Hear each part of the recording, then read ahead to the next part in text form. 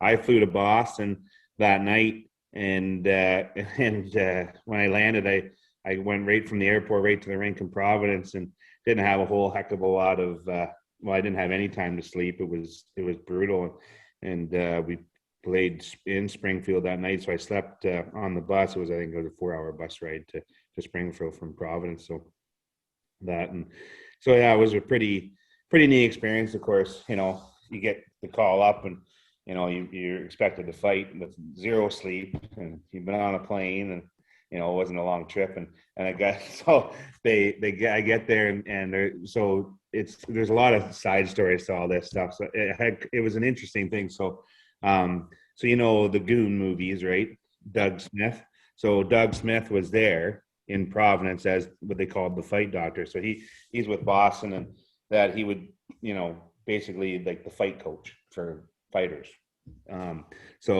And Doug was ended up being Doug and I become friends over the years, and became fast friends then.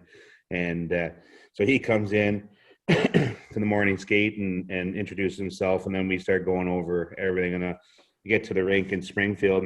He hands me we get like these little packages before the game about stats and who's what and whatever. So he's like, well, these are the 3 guys that they have that are you're probably gonna challenge tonight. One of these 3 said, but if you want to make a name for yourself, this is the guy.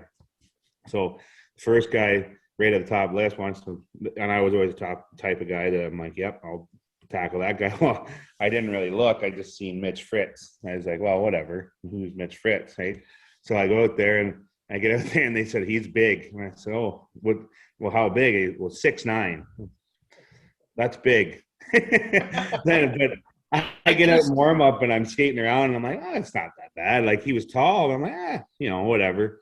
And then I remember sitting on the bench, and he gets on the ice, and then the face-off goes, and they give me the boot to go out. So I stand beside him.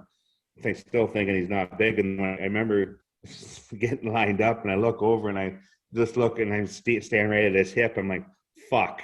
Like, this guy's huge, So it was one of those things where I was just like, well, I'm going to ask him to fight. And I go, we're going. I was acting the tough guy. And he's like, no, we're not. I said, yes, we are. He's like, I'm at the end of a shift. Fuck you. And I'm like, thank God.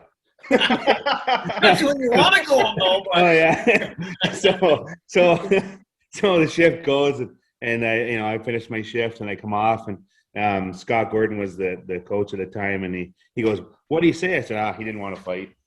I played it off.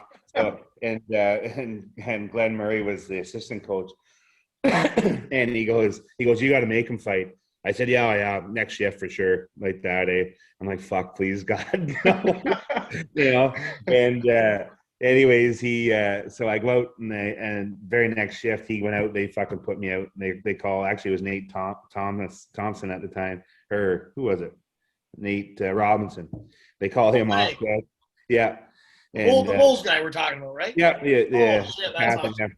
Yeah. So Nate comes off. I jump on. And I go and I cross-check this guy. And I'm like, we're going. He's like, fuck you, we're not fighting. So I'm like, okay, perfect. So basically I turned to go as a puck, and all I seen out of the corner of my eye were gloves. And I'm like, fuck, I'm done. Like, anyways, the fight went on, and I did well. I just knew I had to get him in tight, because if that Mongoloid stretched me out, I was in big trouble.